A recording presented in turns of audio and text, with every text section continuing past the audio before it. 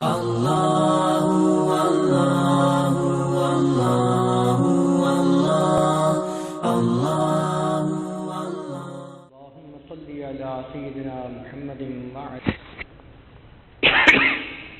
اللهم صل على سيدنا محمد وعلى آل سيدنا وبارك وسلم اللهم صل على سيدنا محمد وعلى آل سيدنا مبارکہ میں ہے کہ نبی علیہ السلام نے ارشاد فرمایا اللہ لما یغزوکم من نعمہ، کرو کہ اس نے تمہیں کھانے کے لیے بے شمار لحب اللہ، اور مجھ سے محبوب ہوں۔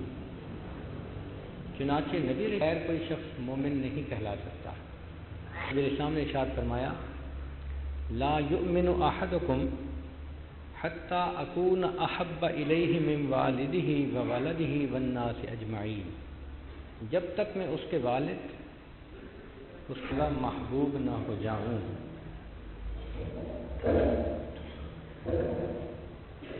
دنیا کی تمام محبتوں پر غالبی، جتنی بھی محبتیں دنیا میں ہیں، ان تمام اگر بقیہ محبتیں بڑھ گئیں تو قرآن مجید میں قل ان کان آباؤکم وابناؤکم واخوانکم وازواجکم وعشیرتکم واموال اقترفتموها وتجارۃ تخشون کسادها ومساکن ترضونها احب الیکم من اللہ ورسولہ وجہاد فی سبیلہ فتربصوا حتی یأتی اللہ بامرہ، حتیٰ کہ انسان کی اپنی جان سے بھی زیادہ نبی اسلام اس کو محبوب ہو جائیں۔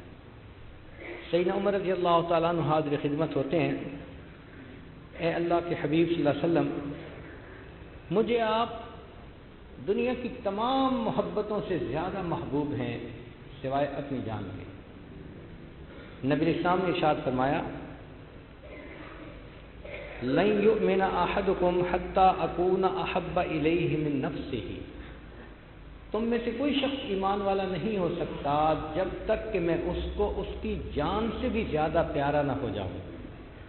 فقال عمر لانو نے جواب میں عرض کیا والذی انزل علیک الکتاب، قسم اس ذات کی جس نے کتاب کو نازل کیا، لانت احب الی من نفسی التی بین جنبی، کہ اب آپ مجھے میری جان سے بھی زیادہ محبوب ہو گئے ہیں۔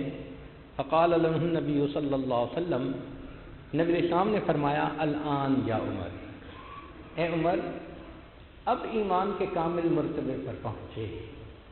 تو یہ محبت مخلوق کی تمام محبتوں سے برتر اور بالا تر محبت ہے۔ چنانچہ نبی اسلام نے ارشاد فرمایا ثلاث من کن فیہ وجد حلاوۃ الایمان، تین چیزیں ایسی ہیں کہ جس بندے میں ہوں اس کو ایمان کی حلاوت نصیب ہو جائے۔ ان یکون اللہ ورسولہ احب الیہ مما سواہما، اللہ تعالیٰ اور اس کے رسول صلی اللہ علیہ وسلم باقی سب سے اس کو زیادہ محبوب ہو جائیں۔ اب ذہن میں ایک سوال پیدا ہوتا ہے کہ اگر اتنی محبت انسان کرے تو اس کا بدلہ کیا ملے گا؟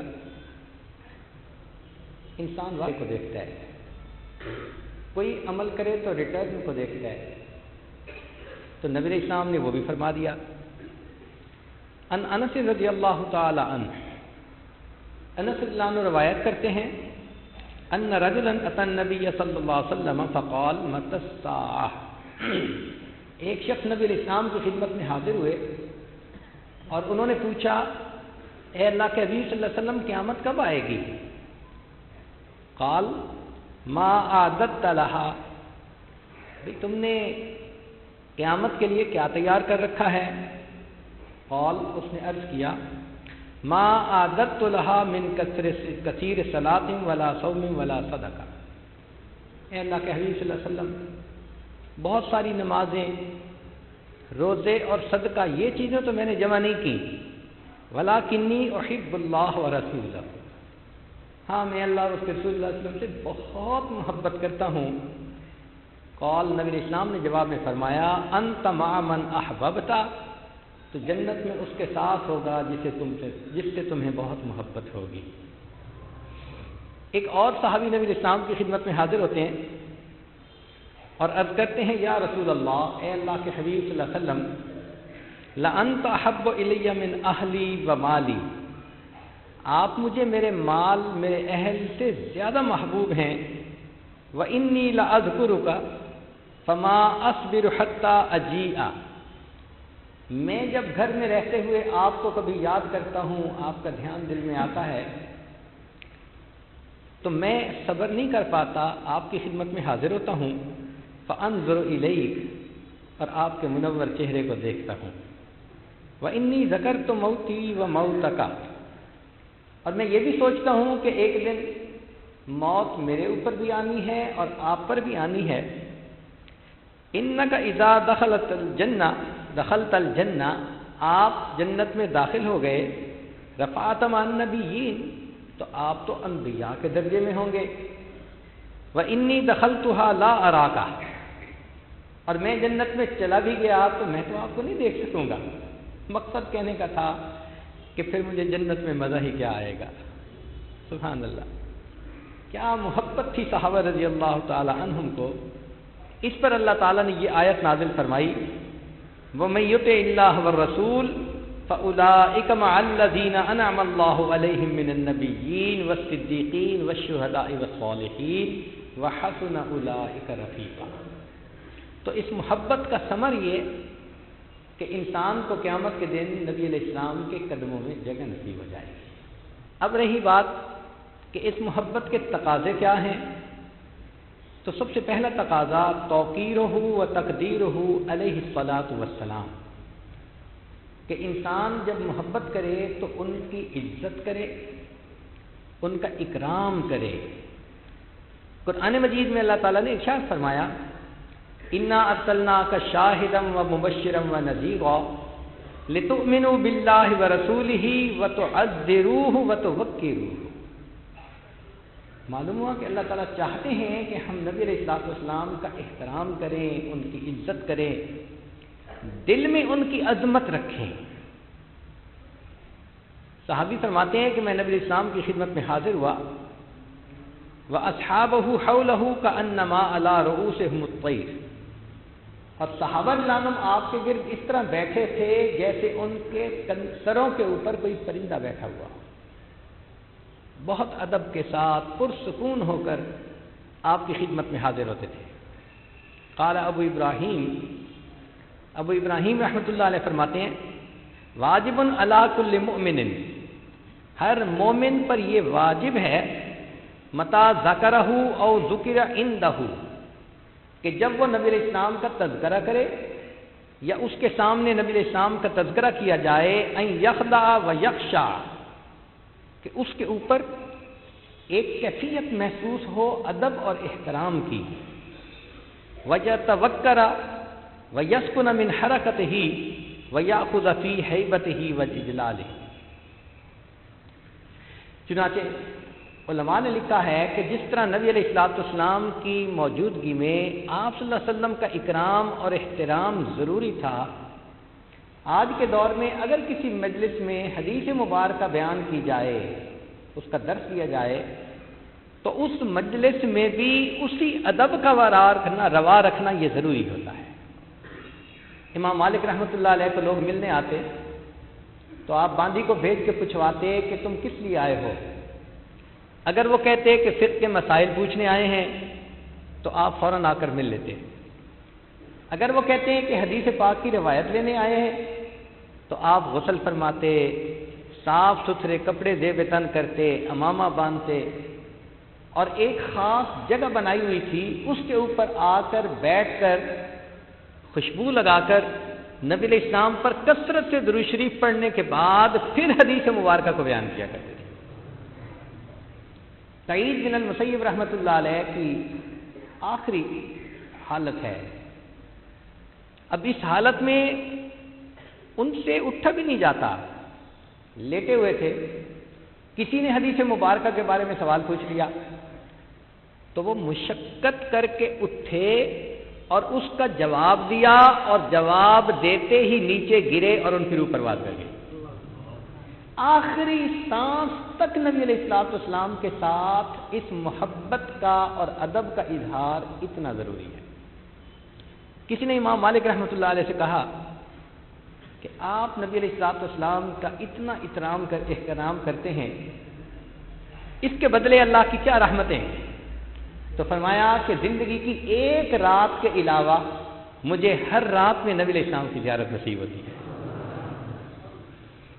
امام جعفر صادق رحمۃ اللہ علیہ کے سامنے جب نبی علیہ السلام کا تذکرہ آتا تو آپ کا چہرہ سرخ اور متغیر ہو جاتا۔ امام مالک رحمۃ اللہ علیہ فرمایا کرتے تھے کہ میں نے سید القراء محمد بن منقدر کو دیکھا کہ حدیث مبارکہ سناتے ہوئے وہ اس قدر روتے تھے کہ لوگوں کو ان کے اوپر ترس آنے لگ جاتا تھا۔ عامر بن عبداللہ بن زبیر کے سامنے جب نبی علیہ السلام کا تذکرہ ہوتا اتنا روتے کہ آنسو خشک ہو جاتے تھے۔ امام زہری رحمۃ اللہ علیہ بڑے نرم دل اور ملنسار تھے، لیکن جب نبی علیہ السلام کا تذکرہ ہوتا تو ان کی کیفیت ایسی ہوتی کہ جیسے وہ کسی کو پہچانتے ہی نہیں ہیں۔ ابن سیری رحمۃ اللہ علیہ ہنسمکھ طبیعت کے مالک تھے، حاضرین مجلس کو ایسی باتیں سناتے تھے، لطائف ظرائف کے جس سے کہ وہ مسکراتے تھے، لیکن جب حدیث مبارکہ کا تذکرہ ہوتا تو اس وقت ان کی عاجزی دیکھنے کے قابل ہوتی تھی۔ تو معلوم ہوا کہ حدیث مبارکہ کی تعظیم کرنا یہ حقیقت میں نبی علیہ الصلوۃ والسلام کی تعظیم ہے۔ دوسرا تقاضا عدم التقدیم بین یدیہ وغض الصوت عندہ، نبی علیہ الصلوۃ والسلام کے سبقت نہ کرنا اور آپ کے سامنے آواز کو پست رکھنا۔ تو صحابہ رضوان تو مجلس میں حاضر ہوتے تھے تو بہت آہستہ بولتے تھے۔ آج کے دور میں جو صلاۃ والسلام کے لیے مواجہ شریف پہ حاضر ہو تو وہاں بھی آواز کو بلند نہ کرے، اس لیے مواجہ شریف کے سامنے یہ آیت مبارکہ آج بھی لکھی ہوئی ہے کہ تم اپنی آوازوں کو میرے حبیب صلی اللہ علیہ وسلم کی آواز سے بلند مت کرو، اور کسی بھی کام میں نبی علیہ الصلوۃ والسلام کے حکم پر اپنی خواہش کو مقدم نہ کرے۔ جہاں علم میں آئے کہ نبی علیہ الصلوۃ والسلام کا حکم مبارک یہ فوراً سر جھکا دے، یہ اس محبت کے تقاضوں میں سے ہے۔ اس لیے امام اعظم ابو حنیفہ رحمۃ اللہ علیہ نے فرمایا کہ اگر میرے قول کے مقابلے میں کسی کو کوئی ضعیف حدیث بھی کہیں سے مل جائے تو میرے قول کو چھوڑے اور میرے آقا صلی اللہ علیہ وسلم کے قول کو مقدم کرے۔ تیسرا تقاضا اعظام جمیع اسبابہ و اکرام مشاہدہ و امکنتہ من مکہ والمدینہ، وہ تمام چیزیں جن کو نبی علیہ الصلوۃ والسلام کے ساتھ نسبت ہے، آپ کے اسباب سے، آپ کی اشیاء میں سے، یا آپ کے مبارک شہر مکہ اور مدینہ، ان کے ساتھ بھی محبت کا اظہار کرنا۔ چنانچہ امام مالک رحمۃ اللہ علیہ مدینہ طیبہ میں رہتے تھے، لا یرکب بالمدینۃ دابۃ وکان یقول استحیی من اللہ ان اطأ تربۃ فیہا رسول اللہ صلی اللہ علیہ وسلم بحافر دابہ، سواری ہوتی تھی مگر پیدل چلتے تھے، مدینہ طیبہ سے باہر نکل کر پھر سوار ہوتے تھے۔ تو کسی نے پوچھا کہ آپ سواری پہ سوار کیوں نہیں ہوتے؟ تو فرمایا کہ مالک کو زیب نہیں دیتا کہ جس مقدس جگہ پر میرے آقا صلی اللہ علیہ وسلم کے قدم لگے ہوں میں اس جگہ کو سواری کے سموں سے پامال کر دوں۔ ایک دفعہ امام مالک رحمۃ اللہ کے سامنے ایک کمان لائی گئی، تیر کمان، اور کسی نے بتایا کہ اس کمان کو نبی علیہ السلام نے مس فرمایا، ہاتھ میں پکڑا۔ قال مالک، امام مالک فرماتے ہیں ما مسست القوس بیدی الا علی طہارۃ منذ بلغنی ان النبی صلی اللہ علیہ وسلم اخذ القوس بیدہ، مجھے جب اس بات کا علم ہوا کہ اس کمان کو محبوب صلی اللہ علیہ وسلم نے مبارک ہاتھ لگائے ہیں، میں نے زندگی بھر اس کمان کو بے وضو ہاتھ کبھی نہیں لگایا۔ اور امام مالک رحمۃ اللہ جب مسجد نبوی کے قریب آ جاتے یرفع حذاءہ ویمشی حافیا، مسجد کے باہر ہی جوتے اتار لیتے تھے اور ننگے پاؤں چلا کرتے تھے۔ اسی طرح اگر نبی علیہ السلام کا منہ مبارک انسان کہیں دیکھے تو محبت کا اظہار کرے۔ بعض جگہ میوزیم میں نبی علیہ السلام سے منسوب کچھ کپڑا یا ایسی چیزیں ہوتی ہیں، تو کوئی بھی چیز کہ علماء تصدیق کریں کہ اس کی نسبت نبی علیہ السلام تک پہنچتی ہے، ان اشیاء سے محبت کا اظہار کرنا یہ بھی محبت کا تقاضا ہے۔ اور بالخصوص مکہ مکرمہ اور مدینہ منورہ یہ دونوں وہ شہر ہیں کہ نبی علیہ السلام کو یہ محبوب تھے، تو ہمیں بھی وہاں سے محبت ہونی چاہیے۔ محبت کا چوتھا تقاضا حب الصحابۃ و اہل بیت۔ دستور ہے من احب شیئا احب من یحب، جب کسی سے محبت ہوتی ہے تو انسان ان سے بھی محبت کرتا ہے اور ان کو جو محبوب ہوں ان سے بھی محبت کرتا ہے۔ تو ہمیں چاہیے کہ ہم بھی صحابہ رضی اللہ عنہم سے دلی محبت رکھیں۔ نبی علیہ السلام نے فرمایا اللہ اللہ فی اصحابی لا تتخذوهم من بعد غرضا فمن احبهم فبحبی احبهم، جو صحابہ سے محبت کرے گا وہ میری محبت کی وجہ سے ان سے محبت کرے گا۔ ایک حدیث مبارکہ میں ہے آیت الایمان حب الانصار و آیت النفاق بغضهم، انصار سے محبت کرنا ایمان کی علامت ہے اور انصار سے بغض رکھنا یہ نفاق کی علامت ہے۔ انس بن عامر روایت کرتے ہیں کہ نبی اسلام نے ارشاد فرمایا مثل اصحابی کمثل الملح فی الطعام، میرے صحابی کی مثال کھانے میں نمک کی مانند ہے، لا یصلح الطعام الا بہ، اگر نمک نہ ہو تو کھانا بے ذائقہ ہوتا ہے، اور اگر صحابہ کی محبت نہ ہو تو انسان کا ایمان حلاوت کے بغیر ہوتا ہے۔ ایک حدیث مبارکہ میں نبی اسلام نے فرمایا من حفظنی فی اصحابی کنت لہ حافظا یوم القیامہ، جو میرے صحابہ کے عزت و ناموس کی حفاظت کرے گا میں قیامت کے دن اس بندے کی عزت کی حفاظت کروں گا۔ ایک حدیث مبارکہ میں نبی اسلام نے فرمایا من حافظنی فی اصحابی ورد علی الحوض، جو میرے صحابہ کے عزت و ناموس کی حفاظت کرے تو اسے چاہیے کہ حوض کوثر پر میرے سامنے آئے، ومن لم یحفظنی فی اصحابی لم یرد علی الحوض، اور جو میرے صحابہ کے ناموس کی حفاظت نہ کرے اس کو چاہیے کہ میرے پاس حوض کوثر پہ حاضر ہی نہ ہو۔ حسن رضی اللہ تعالیٰ عنہ فرمایا کرتے تھے کہ نبی علیہ السلام نے ارشاد فرمایا لکل شیء اساس، ہر چیز کی ایک بنیاد ہوتی ہے، واساس الاسلام حب اصحاب رسول اللہ و اہل بیتہ، اور صحابہ کی محبت اور اہل بیت کی محبت یہ ایمان کی بنیاد ہے۔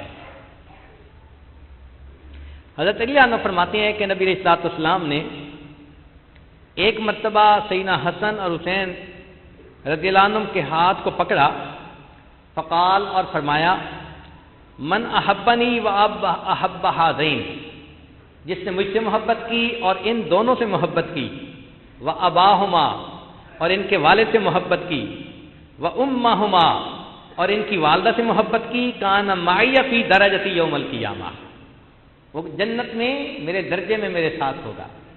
تو صحابہ سے محبت کرنا، اہل بیت سے محبت کرنا یہ جنت کی بشارت ہے۔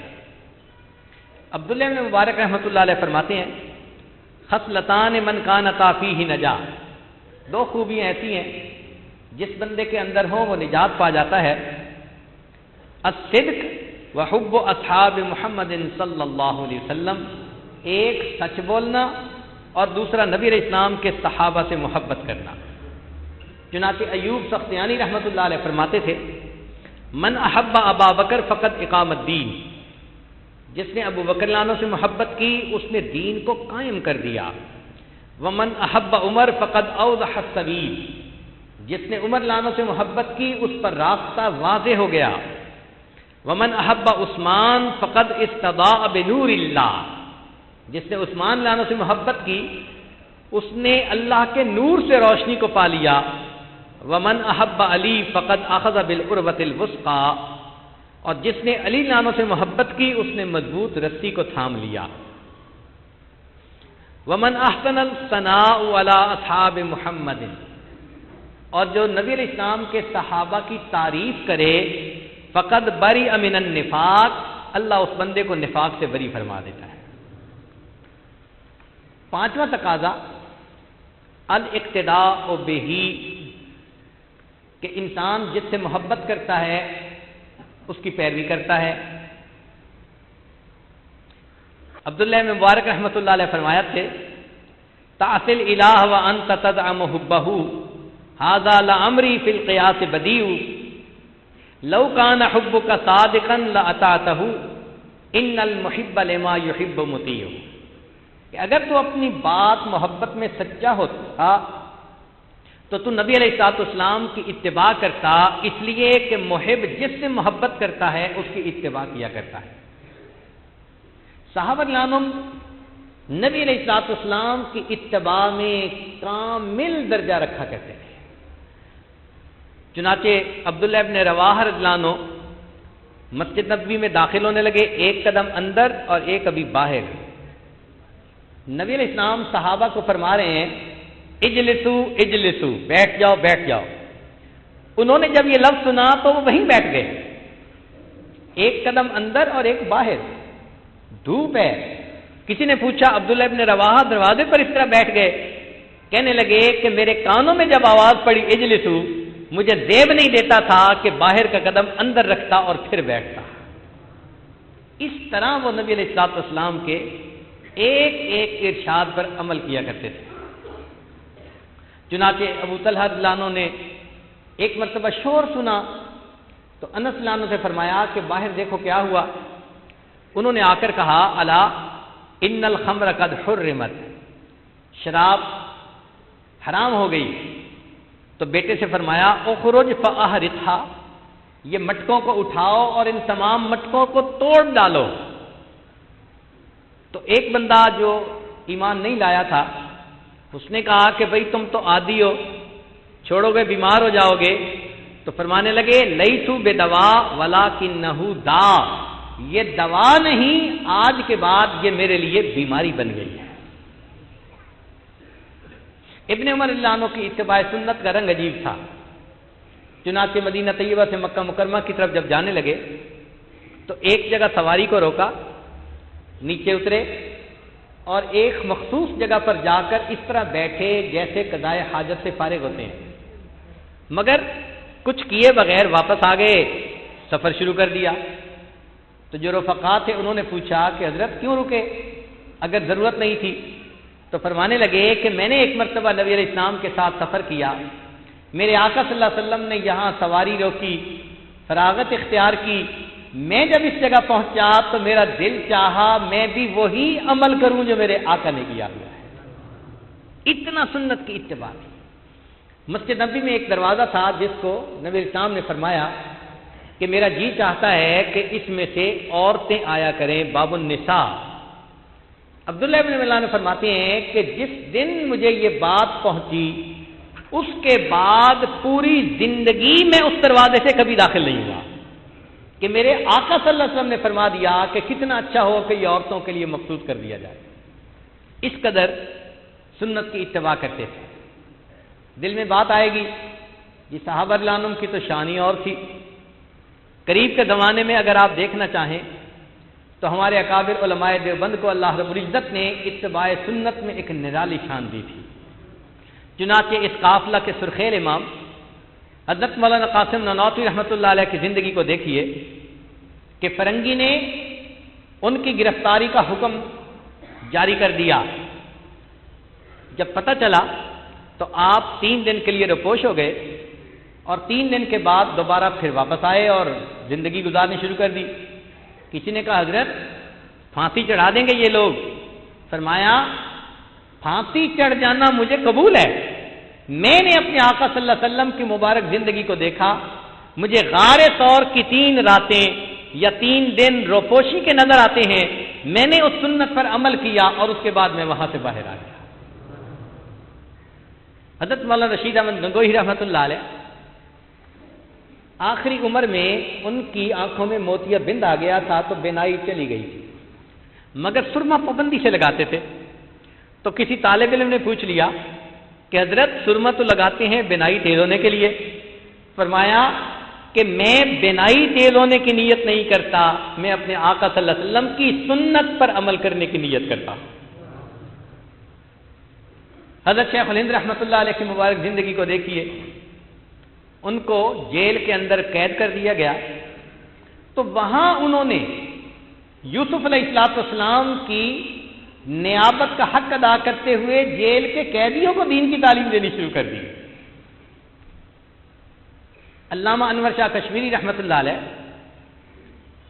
ان کو نبی علیہ السلام سے بہت محبت تھی، فرمایا کرتے تھے میں نے اپنی زندگی میں دینیات کی کسی کتاب کو کبھی بے وضو ہاتھ نہیں لگایا۔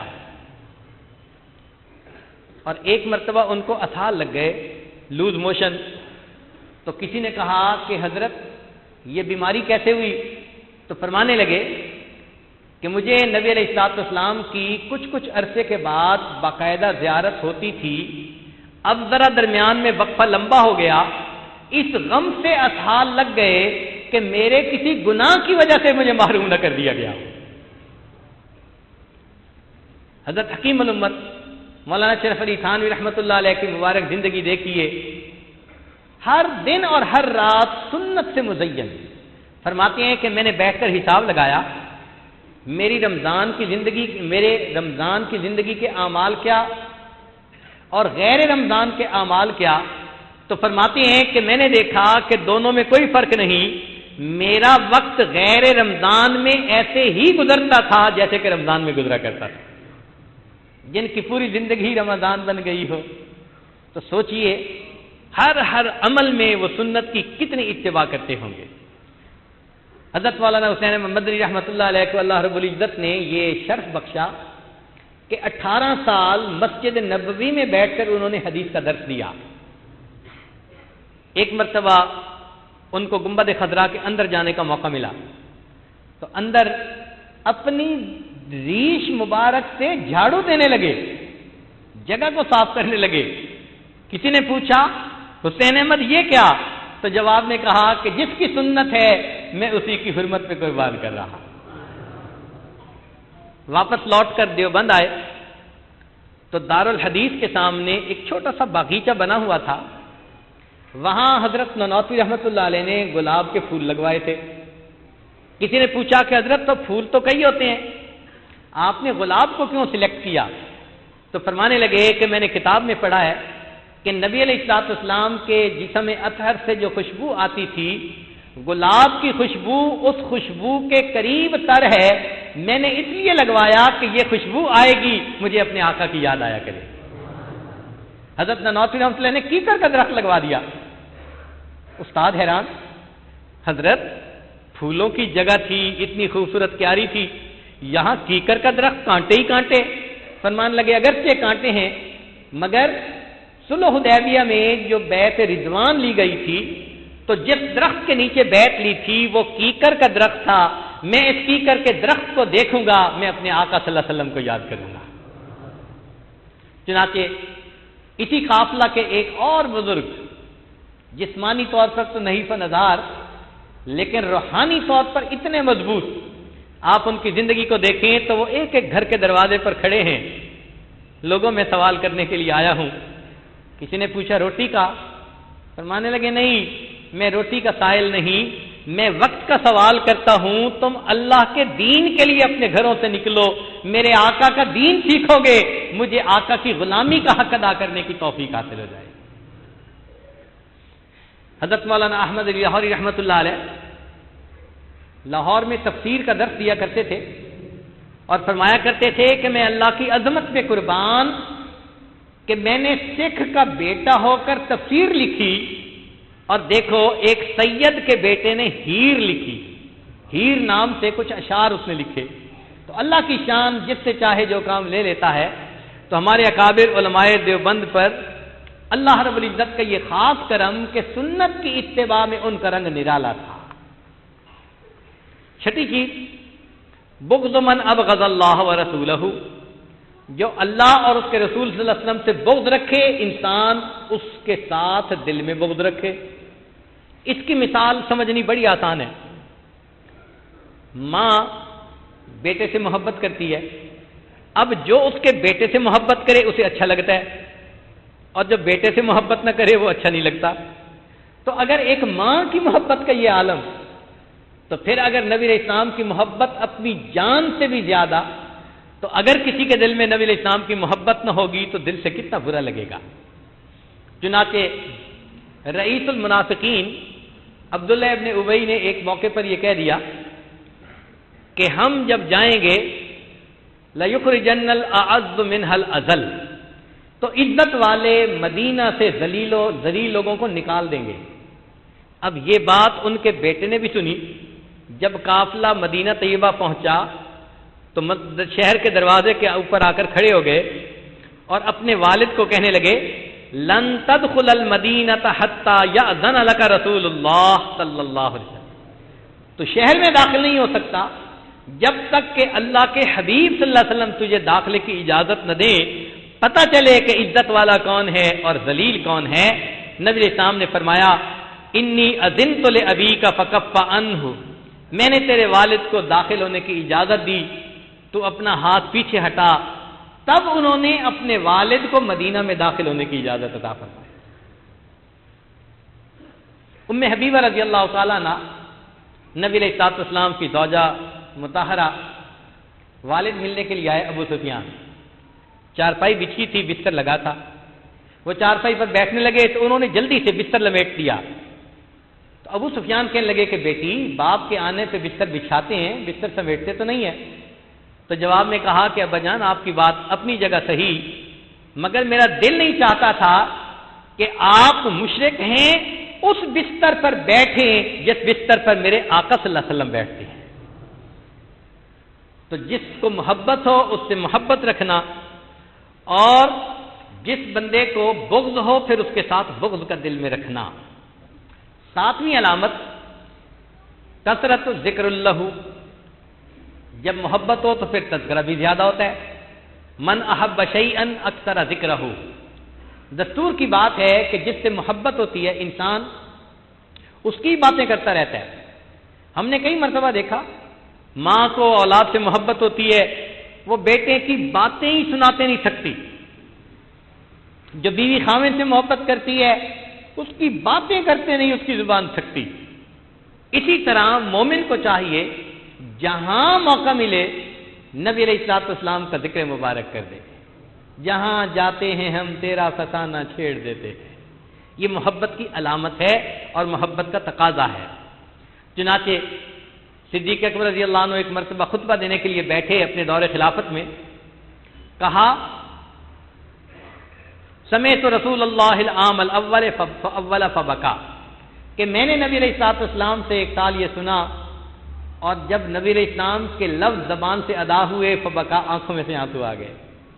سر نیچے جھکا لیا، پھر آنسو سمیٹے، پھر دوبارہ اسی طرح سمیتو کا لفظ کہا. جب نبی علیہ السلام کا نام آیا پھر آنکھوں میں سے آنسو. خطبہ دینے سے پہلے 3 مرتبہ ایسا ہوا. ان کو نبی علیہ السلام کی یاد اس قدر آیا کرتی تھی.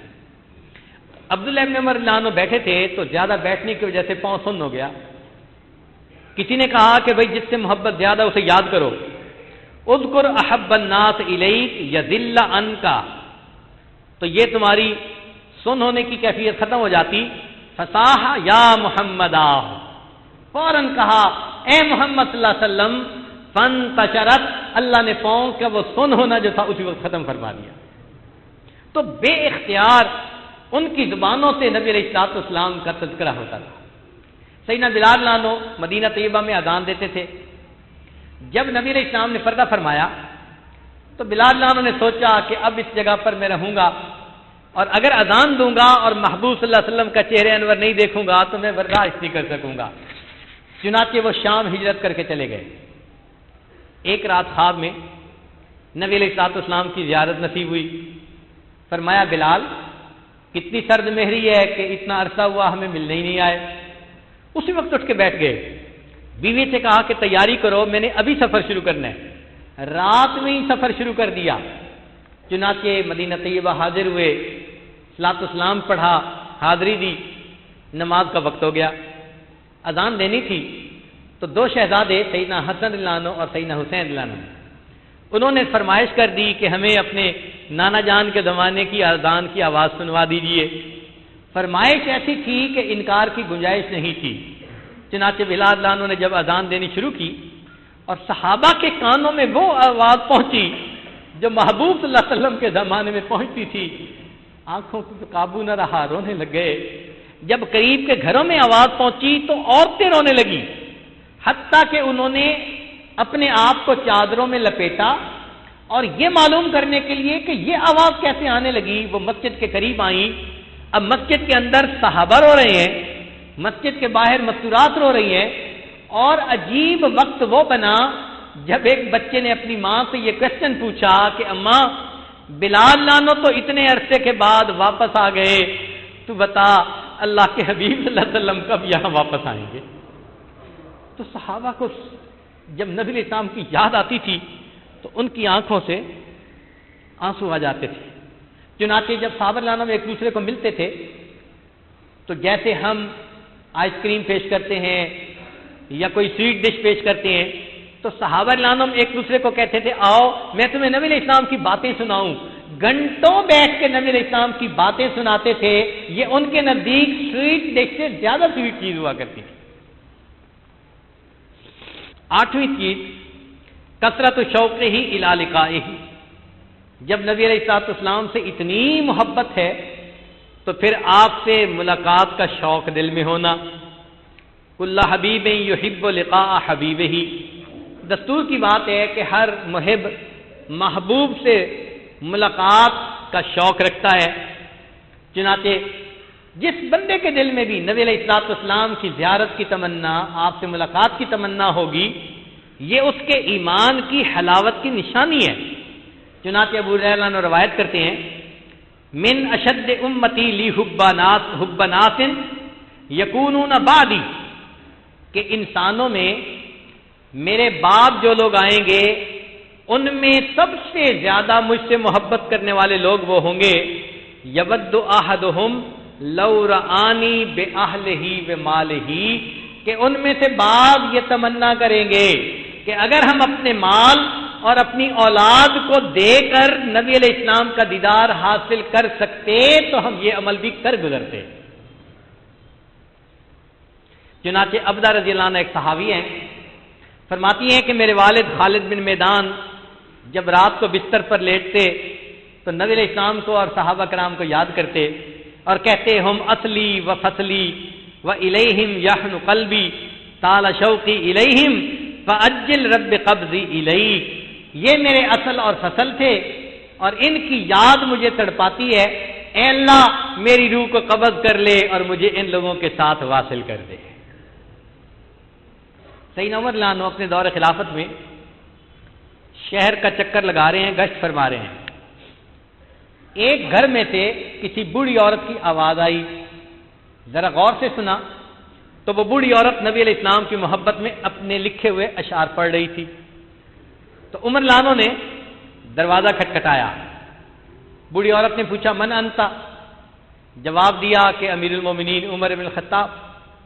وہ کہنے لگی کہ امیر المومنین رات کے وقت میں مجھ بڑھیا کے دروازے پر. اس نے دروازہ کھولا, امیر المومنین تشریف لائیے. آپ صلی اللہ علیہ وسلم نے کمرے میں قدم رکھا اور کہا کہ آج میں آپ کے سامنے ایک فریاد لے کر آیا ہوں, میری فریاد کو پورا کر دیں. اس نے کہا آپ بیٹھیں تو صحیح چارپائی پہ. نیچے زمین پر بیٹھ گئے, فرمانے لگے کہ میری بات کو پورا کریں تب میں چارپائی پر بیٹھوں گا. آنکھوں میں آنسو. بڑھیا نے کہا میں آپ کی کون سی تمنا پوری کر سکتی ہوں. فرمانے لگے کہ ابھی جو تم نے نبی علیہ السلام کی محبت میں اشعار پڑھے ان میں آخری شعر کا ترجمہ یہ تھا, اللہ مجھے اپنے حبیب صلی اللہ علیہ وسلم کے ساتھ جنت میں اکٹھا کر دینا اس شعر میں تھوڑی سی تبدیلی کر کے اس کو یوں پڑھ لو، اللہ مجھے اور عمر بن الخطاب لانوں کو جنت میں محبوب کے ساتھ اکٹھا کر دینا۔ علی محمد صلاۃ الابراری صلی علیہ الطیبون الاخیار یا لیت شعری والمنایا اطوار حل تجمعنی وحبیب الدار۔ چنانچہ بلال نانو کی وفات کا وقت قریب ہوا تو بیوی نے کہا واہ حزنا ہو، ہائے افسوس، فرمانے لگے واہ تربا ہو، اے خوشی غدن القل احبت محمد وحزبہ، کہ کل میری نبی علیہ السلام اور ان کی جماعت صحابہ کے ساتھ ملاقات ہو جائے گی۔ تو ان کو مرنا اچھا لگتا تھا کہ نبی علیہ السلام کے ساتھ جلدی ملاقات ہو جائے گی۔ اب 9واں تقاضا نبی علیہ السلام کے ساتھ محبت کا، الشفقۃ علی امتہ والسعی فی مصالحہم، کہ اگر نبی علیہ السلام کے ساتھ محبت ہے تو آپ صلی اللہ علیہ وسلم کے دل میں جو امت کا غم تھا اس کو اپنی زندگی کا مقصد بنا لینا، اس غم کو اپنے دل میں بٹھا لینا اور امت کی ہدایت کے لیے، نفع آسانی کے لیے ہر وقت زندگی کو خرچ کر دینا، یہ بھی محبت کا تقاضا ہے۔ انس بن مالک رضی اللہ عنہ فرماتے ہیں، ذرا توجہ کیجئے، عجیب حدیث مبارکہ ہے کہ نبی علیہ السلام نے ارشاد فرمایا، الا اخبرکم عن اقوام، میں تمہیں کچھ لوگوں کے بارے میں نہ بتاؤں، لیسوا بانبیاء ولا شہداء، نہ وہ انبیاء ہوں گے نہ وہ شہداء ہوں گے، یغبطہم یوم القیامت الانبیاء والشہداء، ہاں قیامت کے دن ان کی کیفیت پر انبیاء اور شہداء رشک کر رہے ہوں گے، بمنازلہم من اللہ عز وجل علی منابر من نور، وہ نور کے ممبروں پر بیٹھے ہوں گے، یکونون علیہا، قالوا، صحابہ نے عرض کیا، ومن ہم، اے اللہ کے نبی صلی اللہ علیہ وسلم وہ لوگ کون ہوں گے؟ قال، نبی علیہ السلام نے جواب میں فرمایا، الذین یحببون عباد اللہ الی اللہ ویحببون اللہ الی عبادہ، کہ وہ لوگ جو اللہ کو بندوں کا محبوب بناتے ہیں اور بندوں کو اللہ کا محبوب بناتے ہیں۔ تو صحابہ نے پوچھا کہ اللہ کو بندوں کا محبوب بنا دینا یہ تو سمجھ میں آتا ہے، لیکن بندوں کو اللہ کا محبوب بنانے سے کیا مراد؟ تو فرمایا کہ بندوں کو امر بالمعروف اور نہی عن المنکر کی تلقین کرتے ہیں، جب لوگ شریعت کے پابند ہو جاتے ہیں اللہ ان سے محبت کرنے لگ جاتا ہے۔ تو دین کے شعبوں میں جو کام کرنے والے لوگ ہیں، مدارس کی شکل میں، دعوت و تبلیغ کی شکل میں، یا تزکیہ و تصوف کی شکل میں، یا کسی بھی دین کے کام کی شکل میں، یہ سارے کے سارے لوگ وہ ہیں جو اللہ کے بندوں کو اللہ سے ملاتے ہیں، جو بچھڑے ہوئوں کو اللہ سے ملاتے ہیں، لوگوں کے دل میں اللہ کی محبت بھرتے ہیں اور اللہ کو اپنے بندوں پر مہربان کرنے کے لیے ان بندوں کو سنت کی زندگی کی تلقین کرتے ہیں۔ ان لوگوں کو اللہ قیامت کے دن وہ مرتبہ دیں گے کہ جس کو دیکھ کر انبیاء اور شہداء بھی ان پر رشک کر رہے ہوں گے۔ تو نبی علیہ السلام کو امت کے ساتھ جو محبت تھی وہ بے غرض تھی۔ یہ بات ذہن میں رکھیں کہ دنیا کی تمام محبتیں غرض کی محبتیں، ماں باپ کی محبت، اولاد کی محبت، شاگرد استاد کی محبت، بھائی بھائی کی محبت، اس کے پیچھے کوئی نہ کوئی غرض ضرور ہوتی ہے۔ دنیا کی محبتوں میں تو دنیا غرض، اور دین کی محبتوں میں بھی غرض ہوتی ہے، کیا؟ کہ شاگرد کے دل میں کہ مجھے استاد سے اصلاح حاصل ہوگی، اور استاد کے دل میں کہ اس کی اصلاح ہو گئی تو اللہ مجھ سے راضی ہو جائیں گے۔ تو غرض تو ہر بندے کے دل میں ہے نا۔ تو اگر کوئی بندہ معلوم کرنا چاہے کہ کوئی محبت اس کائنات میں ایسی بھی تھی کہ جو بے غرض، تو اس کو جواب دیں گے کہ ہاں آؤ آج سے 1400 سال ذرا پیچھے جا کر دیکھتے ہیں، ایک ہستی، رات کا وقت ہے، تہجد کا وقت، مصلی کے اوپر سجدے کے اندر، رب امتی رب امتی، اللہ میری امت کی بخشش کر دیجئے، بخشش کر دیجئے، یہ پڑھ رہے ہیں اور اتنا لمبا وقت گزر گیا. عائشہ رضی اللہ عنہا فرماتی ہیں مجھے ڈر لگنے لگا میرے آقا کی کہیں روح تو قبض نہیں ہو گئی.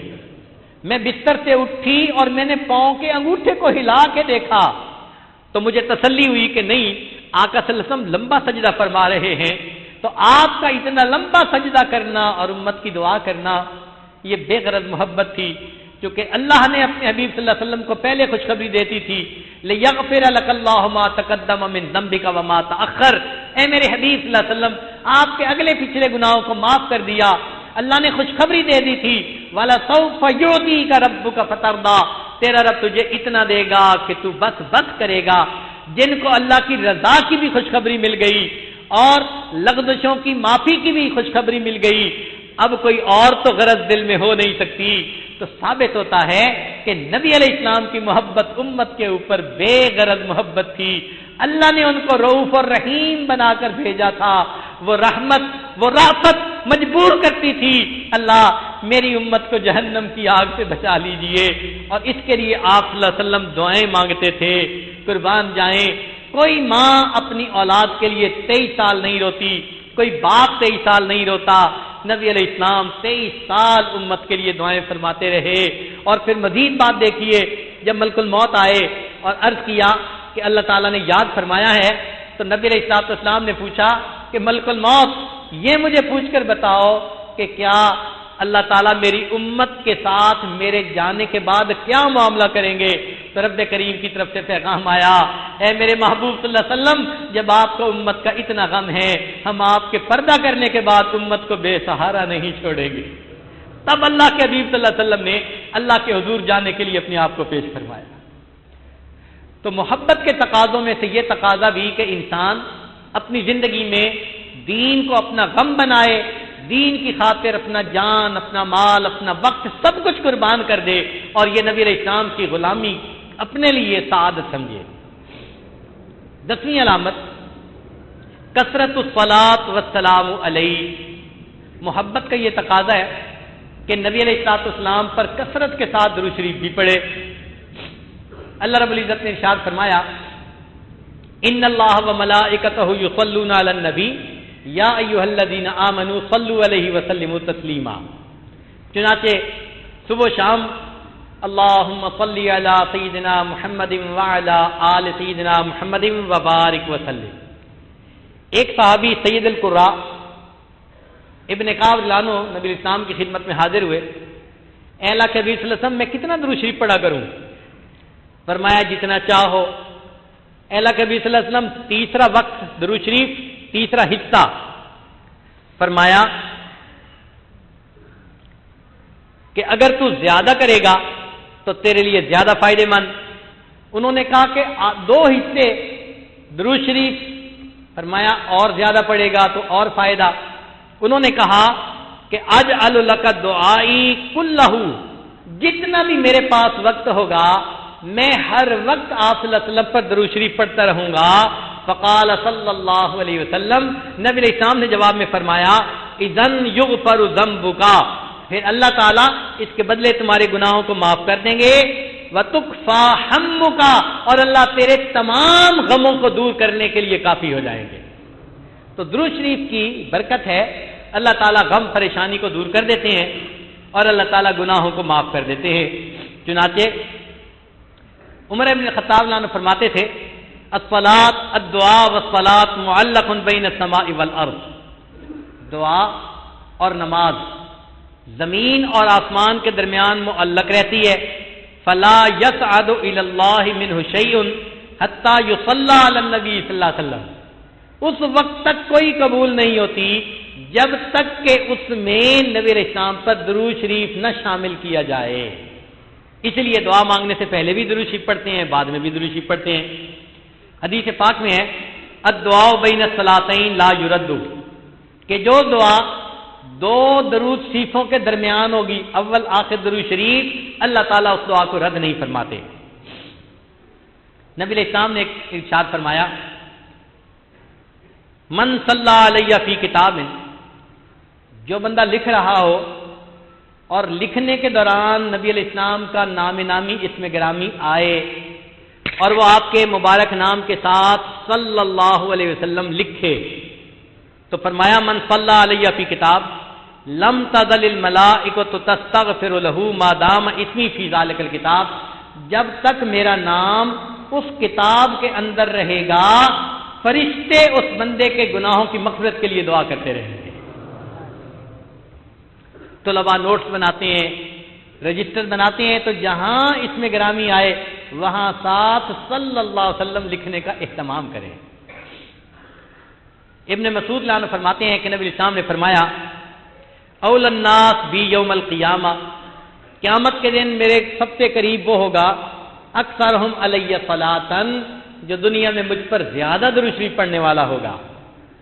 ابوبکر صدیق رضی اللہ عنہ فرماتے ہیں الصلاۃ علی النبی امحق للذنوب من الماء البارد للنار، ٹھنڈا پانی آگ کو اتنا جلدی نہیں بجھاتا جتنا جلدی درود شریف انسان کے گناہوں کو مٹا دیتا ہے. ابو ہریرہ عنہ فرماتے ہیں کہ نبی اسلام نے فرمایا من نسی الصلاۃ علیہ نسی طریق الجنہ، جو شخص مجھ پر درود شریف پڑھنا بھول گیا وہ بندہ جنت کے راستے کو ہی بھول گیا. حضرت علی عنہ فرماتے تھے واللہ لولا ما ذکر اللہ ورسولہ فی فضل التسبیح والتکبیر والتحلیل والتحمید، اللہ کی قسم اگر اللہ اور اس کے رسول صلی اللہ علیہ وسلم نے تسبیح یعنی سبحان اللہ، اللہ اکبر، الحمدللہ، لا الہ الا اللہ، اس کے فضائل اگر اللہ اور اس کے رسول صلی اللہ علیہ وسلم نے نہ بتائے ہوتے لجعلت کل انفاسی صلاۃ علی رسول اللہ صلی اللہ علیہ وسلم، میں اپنی زندگی کے ہر سانس میں نبی علیہ السلام پر درود شریف ہی پڑھا کرتا. سیدنا صدیق اکبر نبی علیہ السلام کے قریب حاضر ہیں. ایک نوجوان آ گیا، نبی علیہ السلام نے جگہ بنائی اور اس نوجوان کو اپنے اور ابوبکر صدیق عنہ کے درمیان بٹھایا اور فرمایا کہ ابوبکر اس بات پر تمہیں حیرانی ہو رہی ہوگی. عرض کیا اے اللہ کے حبیب صلی اللہ علیہ وسلم حیرانی ہو رہی ہے. فرمایا ان ھذا الفتى یصلی علی صلاۃ، یہ نوجوان میرے اوپر ایک ایسا درود شریف پڑھتا ہے ما یصلیھا علی احد من امتی، میری امت میں ایسا درود شریف کوئی دوسرا نہیں پڑھتا. اس کی وجہ سے میں نے اس کو اپنے قریب بٹھایا. اور وہ کیا درود شریف پڑھا کرتے تھے؟ اللہم صلی علی محمد عدد من صلی علیہ وصلی علی محمد عدد من لم یصلی علیہ وصلی علی محمد کما امرت بالصلاۃ علیہ وصلی علی محمد کما تحب ان یصلی علیہ وصلی علی محمد کما ینبغی ان یصلی علیہ. ایک حدیث پاک میں ہے ثلاثۃ یوم القیامت تحت عرش اللہ، 3 بندے قیامت کے دن عرش کے سائے میں ہوں گے. ان میں سے ایک وہ بندہ من اکثر الصلاۃ علیہ، جو میرے اوپر کثرت کے ساتھ درود شریف پڑھتا ہوگا. چنانچہ علماء نے کتابوں میں ان مقامات کا تذکرہ کیا اور مواقع کا تذکرہ کیا جس پر درود شریف پڑھنا چاہیے.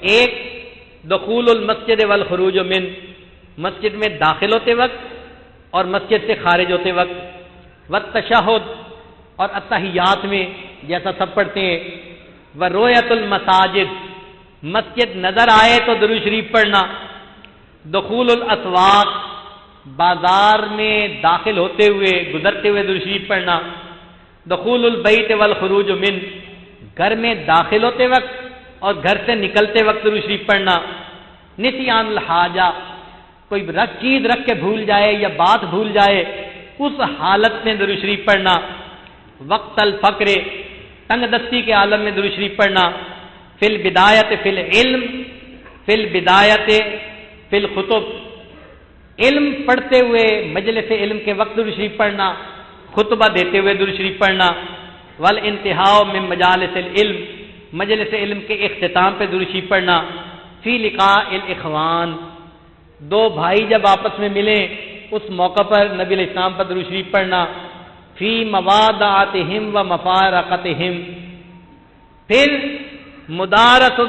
مدارست الحدیث النبوی، نبی علیہ السلام کی حدیث مبارکہ کا درس دینے سے پہلے حدیث پڑھنا، عند تذکرتہ صلی اللہ علیہ وسلم، نبی علیہ السلام کا جب بھی تذکرہ ہو تو آپ صلی اللہ علیہ وسلم پہ درود شریف پڑھنا، عند ذکر اصحابہ، صحابہ کے تذکرے پر بھی نبی علیہ السلام کو یاد کر کے درود شریف پڑھنا، عند ذکر شیء من مآثرہ، نبی علیہ السلام سے تعلق نسبت رکھنے والی کوئی چیز، منہ مبارک دیکھا یا کوئی اور ایسی چیز دیکھی تو اس وقت پڑھنا، عند دخول المدینہ، اور جب مدینہ میں داخل ہونا تو درود شریف پڑھنا، عند المرور علی قبرہ صلی اللہ علیہ وسلم، اور صلاۃ و سلام کے لیے حاضری دینا تو اس وقت درود شریف پڑھنا۔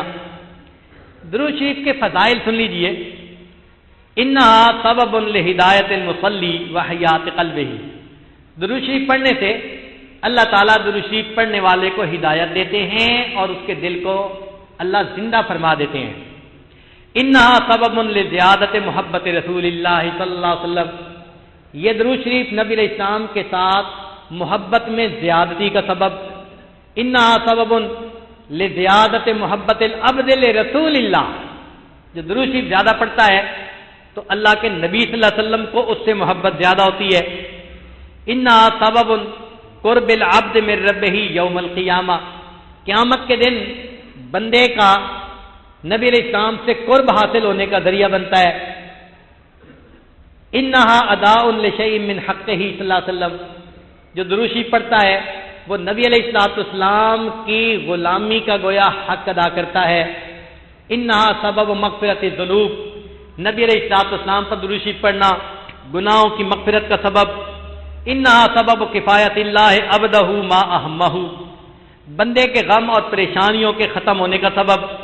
انہا سبب اجابت الدعاء، دعا قبول ہونے کا سبب۔ انہا سبب نیل شفاعتہ صلی اللہ علیہ وسلم، درود شریف پڑھنے والے کو نبی علیہ السلام کی شفاعت نصیب ہوگی۔ انہا سبب زکوٰۃ و طہارۃ للمصلی، جو پڑھنے والا اس کا دل پاک اور صاف ہو جاتا ہے۔ انہا تطیب للمجالس، مجلسیں پاکیزہ ہو جاتی ہیں، اور درود شریف پڑھنے والا اللہ کے نزدیک بخیل نہیں ہوتا۔ انہا سبب فی ان لا تکون المجالس حسرۃ و ندامۃ علی اصحابہا یوم القیامہ، جس مجلس میں درود شریف پڑھ لیں تو قیامت کے دن وہ مجلس حسرت اور ندامت کا سبب نہیں بنے گی۔ اور جو نبی علیہ السلام پر درود شریف پڑھے گا اللہ تعالیٰ اس کے اوپر 10 جو ہے وہ رحمتیں نازل فرمائیں گے۔ انہا سبب للبرکۃ فی ذات المصلی و عملہ و عمرہ و مصالحہ، بندے کے عمر میں اعمال میں درود شریف کے پڑھنے سے برکت ہو جاتی ہے۔ انہا سبب لتثبیت قدم العبد علی الصراط والجواز علیہ، درود شریف کو کثرت سے پڑھنے والا قیامت کے دن پل صراط کو بڑے آرام آسانی کے ساتھ پار کر سکے گا۔ سوچئے اس عمل کے اندر کتنی فضیلت ہے۔ اور ایک اور آخری last but not the least, وہ کیا ہے؟ انہا سبب لثقل کفۃ المیزان، درود شریف نیکیوں کے پلڑے کے جھک جانے کا قیامت کے دن سبب بن جائے گا۔ ایک حدیث مبارکہ سن لیجئے، اخرجہ ابن ابی دنیا والنمیری فی کتاب الاعلام، الاعلام کتاب میں اس کو نمیری نے اور ابن ابی دنیا نے نقل فرمایا۔ عبداللہ رضی اللہ عنہ صحابی ہیں جو روایت کرتے ہیں، فرماتے ہیں ان لآدم علیہ السلام من اللہ عز وجل موقفا فی فص من العرش، قیامت کے دن اللہ تعالیٰ آدم علیہ السلام کو عرش کے سامنے ایسا مقام عطا فرمائیں گے، علیہ ثوبان اخضران، انہوں نے 2 سبز کپڑے پہنے ہوئے ہوں گے، کأنہ نخلۃ سحوق، لمبی کھجور کا درخت ہوتا ہے، اس طرح اللہ ان کو لمبا قد عطا کریں گے۔ ينظر الى من ينطلق به من ولده الى الجنہ ومن ينطلق به الى النار، تو آدم علیہ السلام دیکھ رہے ہوں گے کہ یہ جو میزان ہو رہا ہے تو کون سا بندہ جنت کی طرف لے جایا جا رہا ہے اور کون سا بندہ جہنم کی طرف لے جایا جا رہا ہے۔ فبینا آدم علی ذالک، آدم علیہ السلام اس حال میں ہوں گے، اذ نظر الی رجل من امت محمد صلی اللہ علیہ وسلم، کہ وہ دیکھیں گے کہ نبی علیہ الصلوۃ والسلام کی امت کا ایک بندہ ينطلق به الى النار، فرشتے اس کو گھسیٹ کر جہنم کی طرف لے کے جا رہے ہوں گے. فینادی آدم علیہ السلام یا احمد یا احمد، تو آدم علیہ السلام اس وقت نبی علیہ السلام کو پکاریں گے اے احمد صلی اللہ علیہ وسلم، اے احمد صلی اللہ علیہ وسلم. فیقول علیہ الصلوۃ والسلام، جواب میں نبی علیہ السلام عرض کریں گے لبیک یا ابا البشر، اے بشر کے باپ میں حاضر ہوں. فیقول، آدم علیہ السلام فرمائیں گے ھذا رجل من امتی کا ينطلق به الى النار، یہ آپ کی امت کا ایک بندہ ہے اور فرشتے اس کو جہنم لے کے جا رہے ہیں. قال صلی اللہ علیہ وسلم، نبی علیہ السلام فرماتے ہیں فاشد المئزر، میں اپنی تہبند کو کس کے باندھ لوں گا. یہ ایک طریقہ تھا عربوں میں اہم کام کے لیے قدم اٹھانے سے پہلے کہ میں نے کس کے چادر باندھ لی اور میں نے قدم اٹھایا، یعنی پوری ول پاور کے ساتھ کسی کام کے لیے متوجہ ہونا. تو نبی علیہ السلام فرماتے ہیں کہ میں اپنی تہبند کو کس کے باندھ لوں گا. وَأَسْرَعُ فِي أَثَرِ الْمَلَائِكَةِ، اور میں ان فرشتوں کے پیچھے تیزی سے چلوں گا. فَأَقُولُ، اور میں ان کو کہوں گا یا رسول ربی قفو، اے میرے رب کے نمائندوں ورکرو رک جاؤ. فَيَقُولُونَ، فرشتے آگے سے جواب دیں گے نحن الغلاظ الشداد الذین لا نعصی اللہ ما امرنا ونفعل ما نؤمر، ہم بڑے سخت گیر اور قوی ہیں اور ہم وہی کرتے ہیں جس کا کرنے کا اللہ نے حکم دیا، ہم اللہ کے حکم کے خلاف نہیں کر سکتے. جب نبی علیہ الصلوۃ والسلام کو وہ یہ جواب دیں گے فَإِذَا آیَسَ النَّبِيُّ صلی اللہ علیہ وسلم، جب نبی علیہ السلام اس جواب کو سنیں گے تو پھر کیا ہوگا؟ قَبَضَ عَلَى لِحْيَتِهِ بِيَدِهِ الْيُسْرَى، نبی علیہ السلام اپنا بایاں ہاتھ اپنی ریچھ مبارک کے اوپر رکھیں گے. وَاسْتَقْبَلَ الْعَرْشَ بِوَجْهِهِ، اور اپنے منور چہرے کے ساتھ عرش کی طرف دیکھیں گے. عربوں میں کسی کے سامنے فریاد عاجزی ظاہر کرنے کا یہ طریقہ ہوتا تھا، کسی کو منانے کا طریقہ ہوتا تھا، منت سماجت کا یہ طریقہ ہوتا تھا کہ اس کے سامنے بائیں ہاتھ سے داڑھی کو پکڑ کے اس کے چہرے کی طرف دیکھو اور اس سے رحم کی اپیل کرو. تو نبی علیہ الصلوۃ والسلام ہو بہو وہی عمل فرمائیں گے. فرماتے ہیں کہ پھر میں کہوں گا یا ربی، اے اللہ پروردگار، قد وعدتنی اللہ تخزینی فی امتی، آپ نے میرے ساتھ وعدہ نہیں کیا تھا میری امت کے معاملے میں مجھے رسوا نہیں فرمائیں گے. فیاتی النداء من قبل العرش، عرش کے اوپر سے آواز آئے گی اطیعوا محمدا، میرے فرشتوں محمد صلی اللہ علیہ وسلم کی بات کو مانو. وردوا ھذا العبد الی المقام، اور اس بندے کو میزان کے پاس واپس لے جاؤ. فیخرج صلی اللہ علیہ وسلم بطاقۃ بیضاء کالانملۃ، نبی علیہ الصلوۃ والسلام انگلی کے ایک پورے کے برابر ایک چھوٹا کاغذ کا ٹکڑا اپنے پاس سے نکالیں گے. فیلقیھا فی کفۃ المیزان الیمنی، اور اسے دائیں طرف والے پلڑے کے اندر رکھ دیں گے. وہو یقول بسم اللہ، اور ڈالتے ہوئے نبی علیہ السلام بسم اللہ پڑھیں گے. فترجح الحسنات علی السیئات، وہ چھوٹا سا کاغذ کا ٹکڑا اتنا بھاری ہوگا کہ اب نیکیوں کا پلڑا اس کے گناہوں کے پلڑے کی نسبت بھاری ہو جائے گا. فینادی المنادی، چنانچہ ندا دینے والا ندا دے گا سوئدہ وسوئدہ جدہ، یہ بندہ سعید بن گیا، اس کے جد سعید بن گئے. وثقلت موازینہ، اور اس کا نیکیوں کا پلڑا بھاری ہو گیا. انطلقوا بہ الی الجنہ، اس بندے کو جنت کی طرف لے کے جاؤ. جب بندے کو فرشتے جنت کی طرف لے کر جانے لگیں گے تو وہ کہے گا کفو، فرشتوں ٹھہر جاؤ. حتی اسأل ھذا العبد الکریم علی ربہ، میں اس کریم بندے سے پوچھ تو لوں کہ یہ ہستی کون ہے. فیقول، وہ بندہ کہے گا بے ابی انت و امی ما احسن وجہک، آپ پہ میرے ماں باپ قربان، آپ کا چہرہ کتنا خوبصورت ہے، واحسن خلقک، اور آپ کے اخلاق، آپ کی پرسنالٹی کس قدر اچھی ہے، من انت، آپ کون ہیں، فقد اقلتنی اسرتی، آپ نے میرے گناہوں کو کم کر دیا، ورحمت ابرتی، میری لغزشوں کو ہلکا کر دیا۔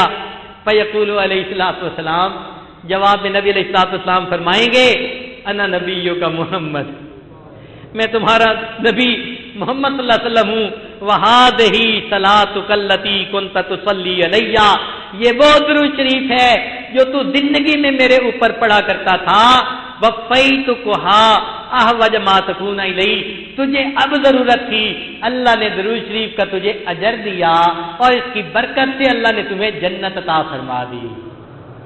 اللہ رب العزت ہمیں نبی علیہ الصلوۃ والسلام کے ساتھ سچی محبت دلوں میں پیدا کرنے کی اور تمام تقاضوں کو پورا کرنے کی توفیق عطا فرمائے۔ سلام اس پر کہ جس نے بے کسوں کی دستگیری کی، سلام اس پر کہ جس نے بادشاہی میں فقیری کی، سلام اس پر کہ جس کے گھر میں چاندی تھی نہ سونا تھا، سلام اس پر کہ ٹوٹا بوریا جس کا بچھونا تھا، سلام اس پر جو سچائی کی خاطر دکھ اٹھاتا تھا، سلام اس پر جو بھوکا رہ کے اوروں کو کھلاتا تھا، سلام اس پر کہ جس نے خون کے پیاسوں کو قبائیں دیں، سلام اس پر کہ جس نے گالیاں سن کر دعائیں دیں، سلام اس پر کہ جس نے فضل کے موتی بکھیرے ہیں، سلام اس پر بروں کو جس نے فرمایا کہ میرے ہیں۔ وآخر دعوانا ان الحمدللہ رب العالمین۔ تو آپ تو بتائے ہونے کی نیت سے تشریف، دل میں یہ نیت کر لیں کہ ہم اپنی زندگی کے پچھلے گناہوں سے سچی پکی توبہ کر رہے ہیں، آئندہ نیکوکاری پرہیزگاری کی زندگی گزارنے کا دل میں ارادہ کر رہے ہیں۔ یہ کلمات سچے دل کے ساتھ پیچھے پیچھے پڑھیے۔ بسم اللہ الرحمن الرحیم، لا الہ الا اللہ محمد الرسول اللہ، آمنت باللہ وملائکتہ وکتبہ ورسلہ والیوم الآخر والقدر خیرہ وشرہ من اللہ تعالی والبعث بعد الموت، آمنت باللہ کما ہوا باسمائہ وصفاتہ وقبلت جمیع احکامہ اقرار باللسان وتصدیق بالقلب، اشہد ان لا الہ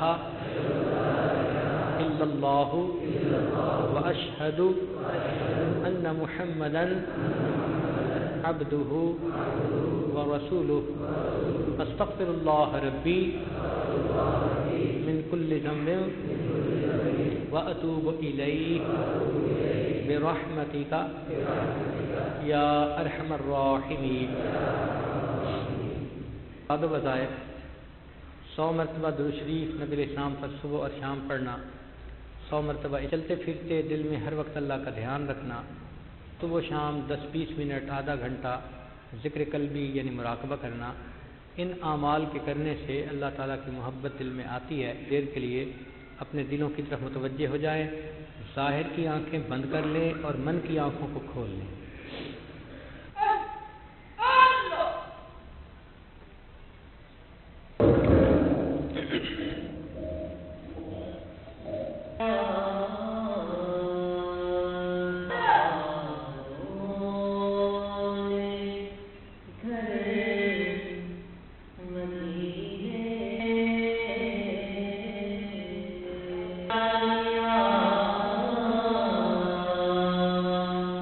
ہے